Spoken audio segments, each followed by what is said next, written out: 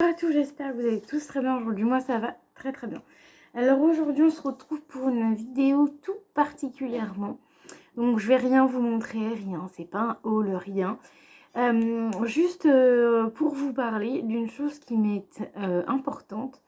Comme vous pouvez le voir dans mes titres de vidéo, je n'écris pas forcément toujours correctement.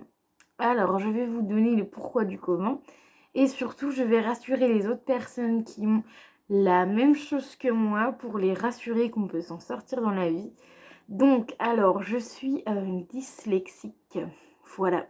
Depuis que je suis toute petite, j'ai même redoublé des classes. Voilà. Donc, quand j'étais petite, je ne savais ni lire ni écrire. Maintenant, je sais lire.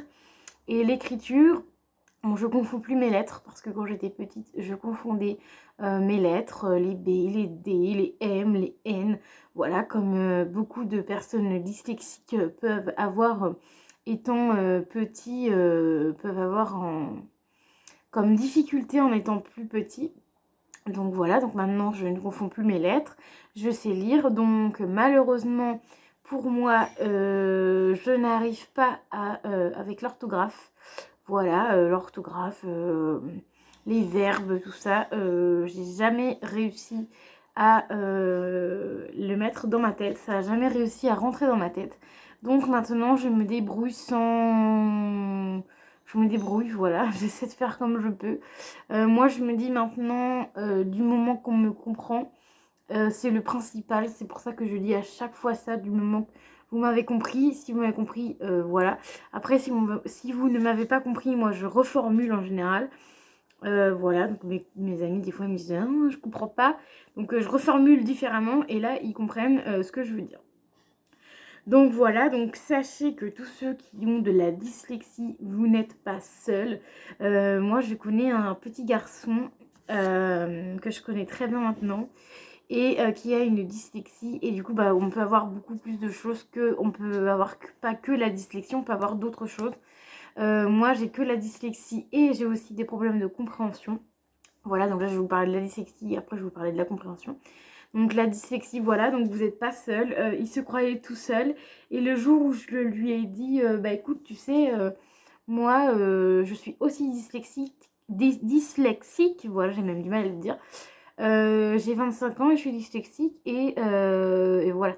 Donc je lui ai expliqué que, tout comme à vous, que je vais vous expliquer, que c'est pas parce qu'on est dyslexique qu'il faut arrêter, qu'il faut qu'on se décourage, parce que justement quand tu es dyslexique, il faut avoir 2 fois plus de courage que tout le monde, il faut travailler 2 fois plus que tout le monde, bien évidemment, parce que nous, on n'assimile pas les choses tout de suite, donc voilà, enfin moi pour ma part, il faut répéter. En général, ceux qui sont dyslexiques, il faut répéter, répéter, répéter, répéter.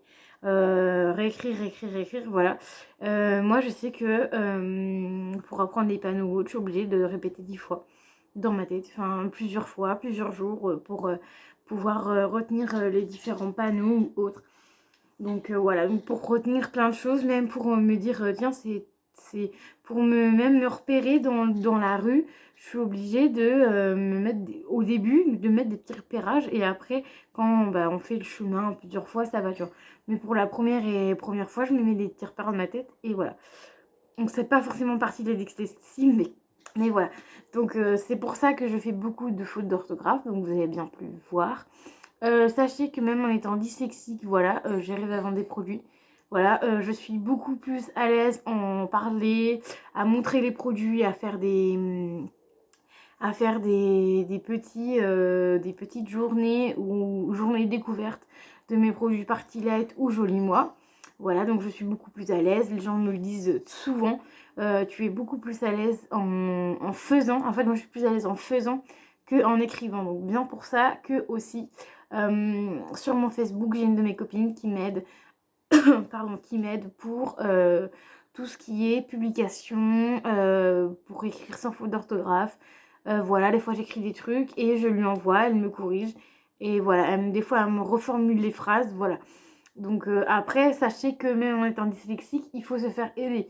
Moi, je sais qu'en étant jeune, je demandais pas forcément, je comprenais pas forcément. Voilà, donc je pataugeais, hein, je vais pas vous le cacher. Et en fait, j'ai appris au fur et à mesure des années, donc voilà, donc ça s'apprend pas tout de suite, hein, ça s'apprend au fur et à mesure des années que en fait, finalement, il faut demander au professeur si vous n'avez pas compris. Si vous n'avez pas compris 3 fois, il faut leur redemander.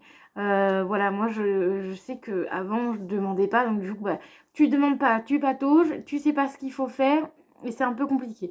Donc si tu demandes, si tu fais répéter au professeur et tu lui demandes de répéter différemment, là tu vas peut-être mieux comprendre et tu vas peut-être mieux y arriver. Donc voilà, voilà. Donc maintenant vous savez pourquoi je fais beaucoup de fautes. Voilà, je le dis en vidéo parce que je pense qu'il y en a plus d'une personne qui sont dyslexiques et je pense qu'ils pensent qu'ils sont seuls. Voilà, comme là le petit de la dernière fois que je connais très bien et qui pensait qu'il était seul. En fait, personne ne savait que j'étais dyslexique et en fait, même sa maman m'a dit, mais en fait, on voit pas que tu es dyslexique. Certes, dans tes mots, quand on voit des messages, on voit, mais sinon, on ne sait pas que je suis dyslexique. Donc voilà, donc ça l'a quand même rassurée. Donc je me suis dit pourquoi pas vous faire une vidéo pour vous rassurer et pour vous dire aussi pourquoi je fais des fautes d'orthographe. Voilà, donc maintenant vous savez tous que je suis dyslexique, que c'est pour ça que je fais des fautes d'orthographe et que maintenant 25 ans passés, j'essaie de faire attention. Bon, maintenant j'essaie de faire un peu plus attention, j'essaie de me relire, machin. Mais je ferai toujours des fautes d'orthographe et je pense que ça ne rentrera jamais dans ma tête. Mais c'est pas pour ça qu'on n'apprend pas.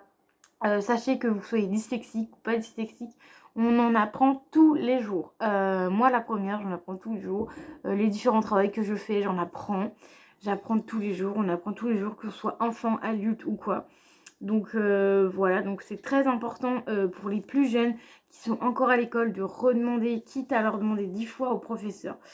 Voilà, le professeur est là pour vous aider, est là pour mieux reformuler sa phrase si vous n'avez pas compris.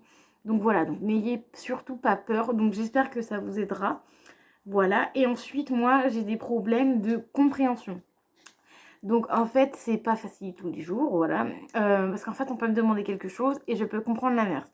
Donc je vais vous donner un exemple typique. J'ai déjà essayé d'avoir mon code. Je n'ai jamais eu mon code. Pourquoi?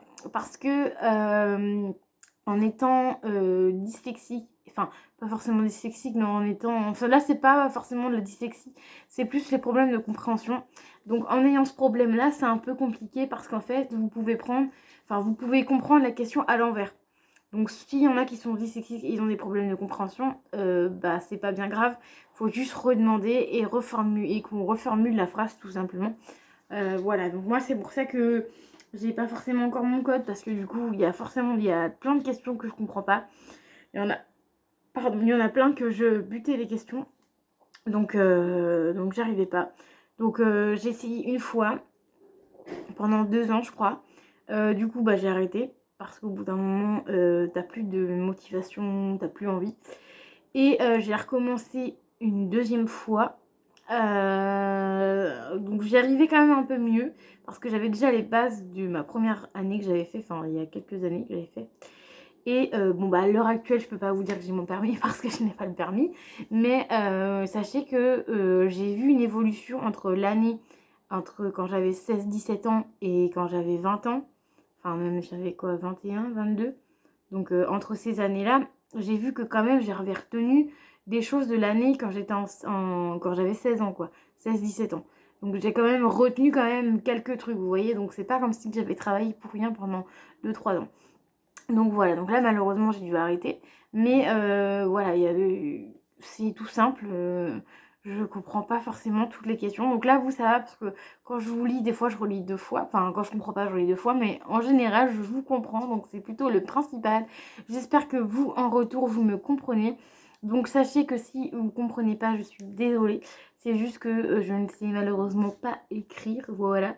Enfin voilà. En fait moi j'écris comme j'entends, donc peut-être qu'il y en a plusieurs d'entre vous qui sont dyslexiques et qui font peut-être la même chose que moi, qui sont peut-être même plus âgés que moi et qui font peut-être la même chose que moi, mais moi en fait j'écris ce que j'entends en fait. Et moi du coup, ce que j'ai fait, c'est que on a fait des tests, machin. Enfin, quand j'étais il y a 5 ans de ça, je pense. J'ai fait des tests. Il y a une formation qui fait exprès, donc j'ai fait des tests. Donc moi j'avais fait pendant toute une semaine, hein. Donc c'était déjà compliqué pour moi de faire 8 heures de travail. Donc elle voyait bien, la dame, que le matin ça allait, mais l'après-midi je flanchais quoi. Donc on faisait du français, de la géométrie. On a fait en fait on a fait plein d'exercices comme si qu'on était à l'école, sauf que en fait non, j'étais en formation et que c'était la dame qui me posait des questions et elle me faisait faire tout ça. Et en fait, en gros, elle a conclu que que j'avais bien la dyslexie. Voilà, parce qu'en fait, c'était juste, c'était aussi pour savoir si j'avais vraiment une dyslexie.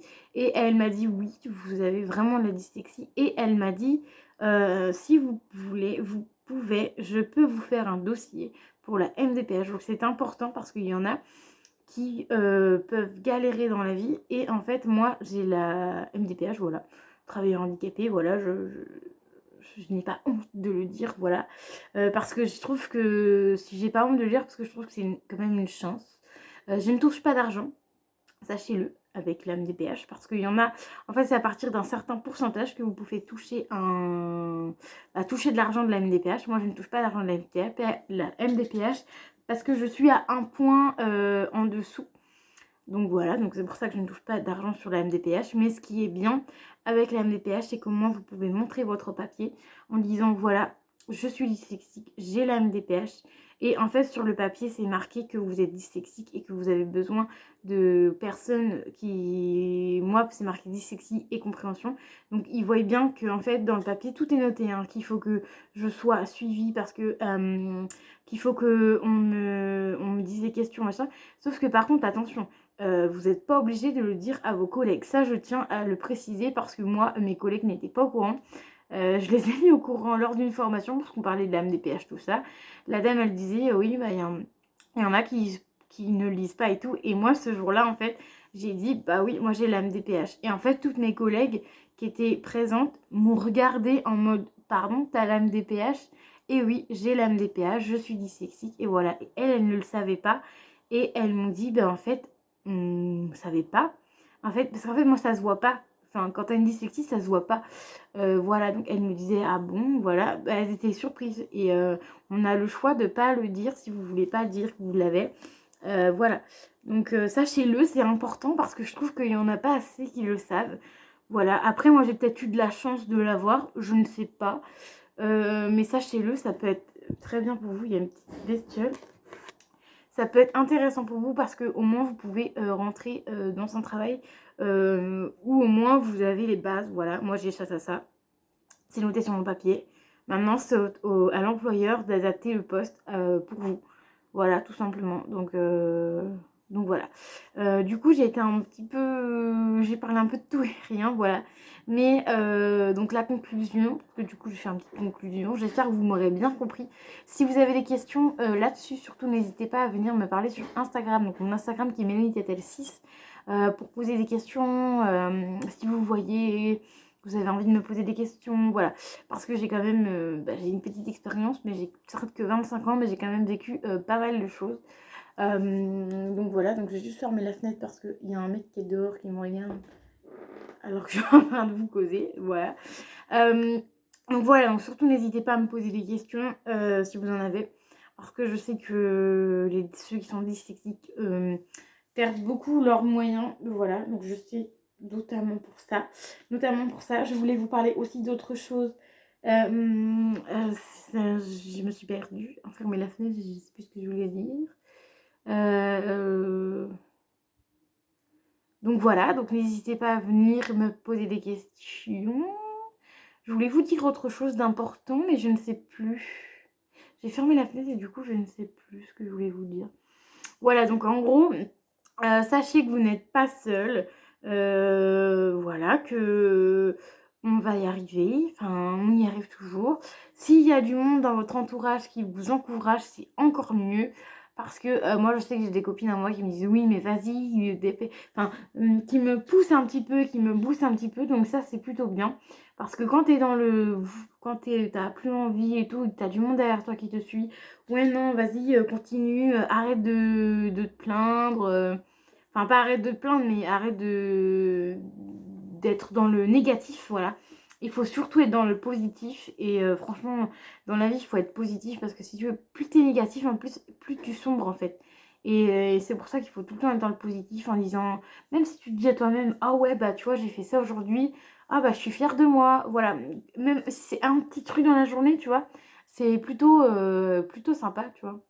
C'est plutôt bien, on dira ah ouais, chouette, j'ai fait ça aujourd'hui, je suis contente de moi, voilà. Même si se le dire à soi-même, ça fait un peu bête, mais c'est important quand même, parce que votre cerveau, bah, c'est important quand même. Donc, donc voilà. Et je ne sais toujours pas ce que je voulais vous dire. Je voulais vous dire quelque chose d'autre, mais je ne sais toujours pas.